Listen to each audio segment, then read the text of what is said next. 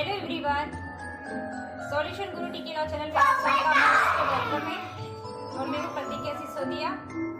आज मैं आपके लिए बहुत ही सीआरपीसी को पढ़ा कैसे जाता है, उसको पढ़ना बहुत आसान है और उसको याद करना भी बहुत आसान है।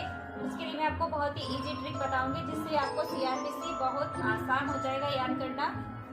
और ऑल चैप्टर्स, ऑल सेक्शंस मैं आपको एक ही वीडियो में कवर करवाऊंगी और उनको याद कैसे करना है। अपने वर्ड्स में चैप्टर का हेडिंग लिख लीजिए, याद कर लीजिए और सेक्शंस को कनेक्ट कैसे किया जाता है, कैसे चैप्टर्स को एक दूसरे से लिंक किया जाता है, तो वो सारी ट्रिक्स मैं आपको बताऊंगी। चलिए शुरू करते हैं। तो चैप्टर सीआरपीसी वैसे कहते हैं कि कितनी बार में पढ़ लो याद नहीं होता, भूल जाते, लेकिन फिंगर टिप्स भी हम सारे चैप्टर्स, ऑल चैप्टर्स सीआरपीसी के हम याद कर सकते हैं आसानी से, वो भी और हमेशा के लिए याद रख सकते हैं। तो चैप्टर 1 तो है प्रिलिमिनरी।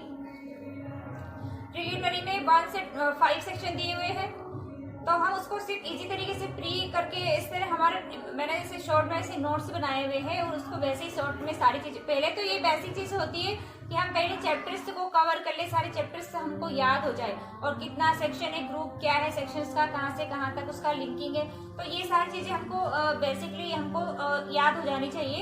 उसके बाद अगली प्रोसेस होती है कि कॉन्सेप्ट वाली। तो कॉन्सेप्ट तो डिटेल में पढ़कर एक एक चीजों को कवर किया जाता है। क्लासेस ज्वाइन करके हम ऑनलाइन क्लासेस चला रहे हैं, उसमें हम आपको सारे कॉन्सेप्ट क्लियर करवा देंगे। बस हम आपको बता रहे हैं कि चैप्टर्स और सेक्शंस का ग्रुप कैसे याद किया जाए, क्योंकि बेसिक चीजें तो याद होनी चाहिए कि 70% चीजें तो हमारी इसमें कवर हो जाए। जैसे जो हमारा 100 मार्क्स का अगर पेपर होता है तो उसमें से हमको 50% या 70% मार्क्स तो इसी से स्कोर हो जाते हैं। 70% मार्क्स का जो वेटेज होता है वो ये होता है, मतलब सीधे सीधे सेक्शन पूछी जाती है इंडेक्स में से, तो इंडेक्स से पहले याद होना चाहिए। तो बेसिक चीज तो यही है।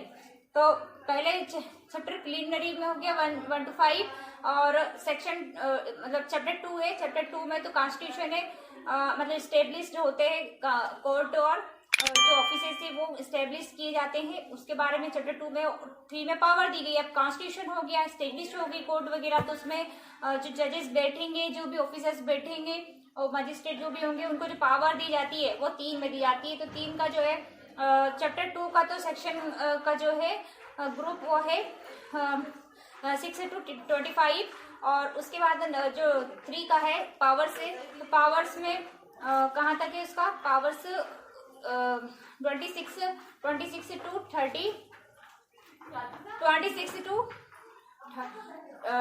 35 तक उसका ग्रुप दिया हुआ है। 3 में पावर्स जो है वो 26 से 35 तक पावर्स दी गई। उसके बाद आता है 4 चैप्टर 4 में भी पावर्स दी गई है। वो पावर्स है वरिष्ठ पुलिस ऑफिसर की पावर्स है और मजिस्ट्रेट की पुलिस और ऑफिसर की सहायता के बारे में उसमें दिया गया है। तो हमको ज्यादा से सारे सेक्शन याद नहीं करने हैं, पहले तो हमको जो जो इम्पोर्टेंट सेक्शन है जो हमेशा एग्जाम्स में आती रहती है, बस उन्हीं सेक्शंस को हमारे एक नोटबुक में नोट करते चलना है और वही मतलब आधी चीजें याद कर लेना है। तो आधी जब याद हो जाएगी, बाकी बचा हुआ जो है चीजें वो सब फिर ऑटोमेटिकली याद हो जाएगा, क्योंकि वैसे ही ध्यान में आ जाएगा कि बचा हुआ क्या चीज है ना। जब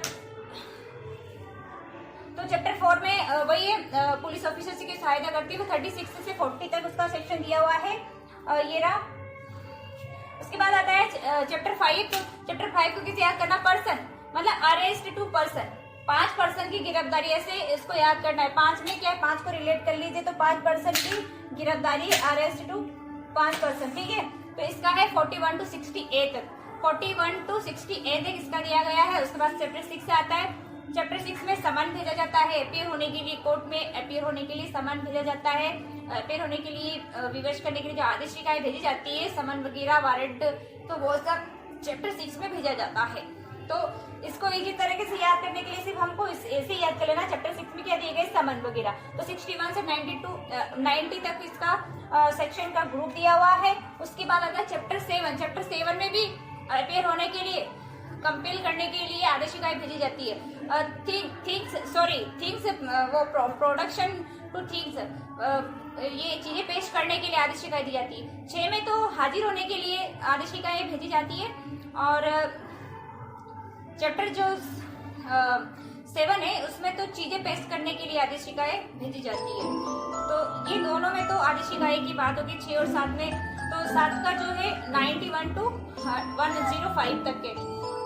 उसके बाद आता है चैप्टर 7A में कुर्की का को कुर्की से रिलेट करेंगे। 7 का में क्या है, कुर्की किसकी संपत्ति की कुर्की की जाती है, अटेस्ट टू प्रॉपर्टी एंड वो वगैरह वगैरह उसमें होती है। तो ज्यादा याद करने का नहीं है। 105A से 105L तक इसमें दिया हुआ है, तो सारे हमको इम्पोर्टेंट नहीं है, हमको बस थोड़े से ही उसमें से मतलब देखना है इम्पोर्टेंट। वैसे तो उसमें से एग्जाम में आता नहीं, कभी कभार एक क्वेश्चन आया हुआ है शायद, वो संविधाकारी राज्य की परिभाषा कहाँ दी गई उसके बारे में चैप्टर 7A में, तो वो हमको देख लेना है, थोड़ा बहुत देख लेना है, वैसे तो कुछ ज्यादा जरूरी नहीं है। उसके बाद चैप्टर 8 आता है। चैप्टर 8 में परिशांति कायम करने के लिए जो सदाचार की प्रतिभूति ली जाती है उसके बारे में है।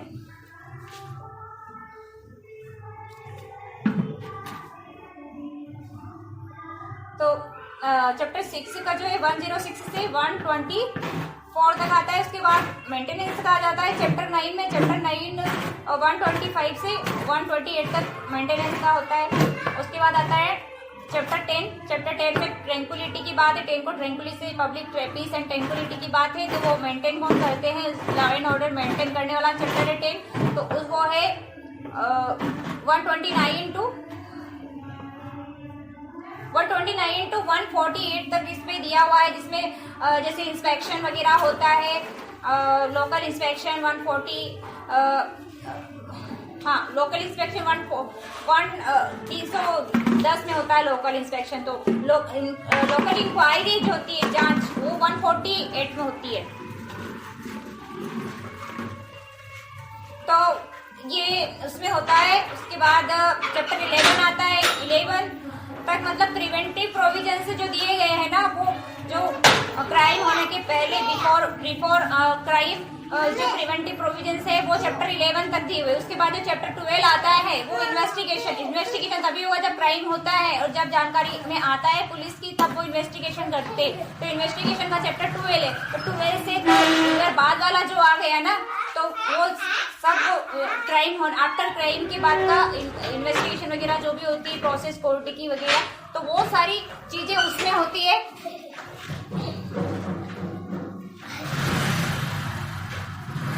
तो इस तरह से आप चीजों को रिलेट करके याद कर सकते हैं। 11 तक तो वो प्रिवेंटिव प्रोविजन से मतलब प्रिवेंटिव मेजर से है, इसके पुलिस ऑफिसर्स के निवारक, पुलिस अधिकारियों के पुलिस के निवारक कार्य 11 में दिए हुए हैं। बेटा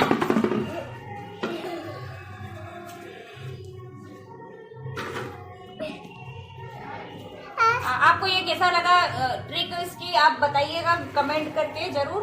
और हमारी फ्री ऑनलाइन क्लासेस आप ज्वाइन कर सकते हैं। हम कॉन्सेप्ट क्लियर करने के लिए भी क्लासेस चला रहे हैं। उसमें हम एक एक लाइन, एक एक फैक्ट कवर करवाएंगे आपको और डिटेल में चीजें को कवर करवाएंगे। तो आप हमारी ऑनलाइन क्लासेस ज्वाइन कर सकते हैं। आपको कैसा लगा ये वीडियो तो आप कमेंट करके जरूर बताइए। Thank you so much. मिलते हैं नेक्स्ट वीडियो में। बाकी का जो रह गया है वो अगले वीडियो में कवर करवाएंगे। Thank you so much.